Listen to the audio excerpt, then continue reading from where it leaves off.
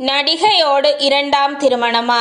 பிரசாந்த் பற்றி தந்தை Thiagarajan open talk. Tamil சினிமாவில் 80களில் கொடிகட்டி பிறந்த நடிகர்களில் ஒருவரான நடிகர் தியாகராஜன் தன் மகன் பிரசாந்தையும் சினிமாவில் நடிக்க அறிமுகப்படுத்தியிருந்தார். 90களில் தன் நடிப்பாலும் அழகாலும் கவர்ந்து வந்த பிரசாந்த் ஒரு கட்டத்தில் சினிமாவில் வாய்ப்பில்லாமல் காணாமல் போயிருந்தார். இடையில் அவரது திருமண வாழ்க்கை பிரச்சனையில் முடிய 5 ஆண்டுகள் வழக்குகளை சந்தித்து வந்தார். அதனைத் தொடர்ந்து பல ஆண்டுகள் கழித்து பிரசாந்த் நடிக்க ஆரம்பித்திருக்கிறார். 5 வருடம் பிரசாந்த் மன உளைச்சலில் இருந்தது எனக்கு மிகப்பெரிய வருத்தம் என்றும் விரைவில் திருமணம் பண்ணி வைக்க வேண்டியது என் கடமை என்றும் கூறியிருந்தார் அவரது அப்பா தியாகராஜன்.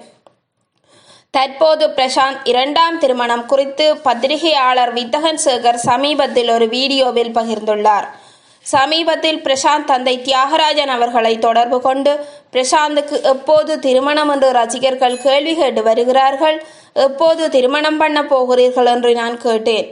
அதற்கு அவர், பிரசாந்த் முழு கவனம் அந்தகன் படத்தை பற்றித்தான். அந்த படம் ரிலீஸ் ஆன பிறகு கட்டாயமாக திருமணம் செய்து வைப்போம் என்று கூறினார்.